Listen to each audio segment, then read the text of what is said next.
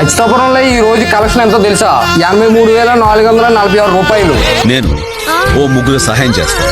ఆ ముగ్గురు దగ్గర నుంచి నేను థ్యాంక్స్ కోసం ఎదురు చూడకుండా తలా ముగ్గురికి హెల్ప్ చేయమంటాను. అలా ముగ్గురుగా పెరిగి చివరికి ప్రతి ఒక్కరిలోనూ ఎదురువాడికి సాయం చేయాలి. ఎవరో ముక్కు మొహం తెలియని వాళ్ళకి మనం హెల్ప్ చేసినప్పుడు వాళ్ళకు కూడా ఇంకొకరికి హెల్ప్ చేయాలన్న మనస్తత్వం తప్పకుండా వస్తుంది.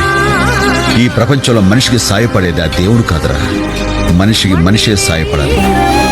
కరెంటు గాని బల్బు గాని ఆ దేవుడు కనిపెట్టలేదు. ఇంటర్నెట్ దగ్గర నుంచి ఇడ్లీ కుక్కర్ వరకు అన్ని మనిషే కనిపెట్టాడు. మనిషి తలుచుకుంటే ఏదైనా సాధించొచ్చన్న నమ్మకం నాకు.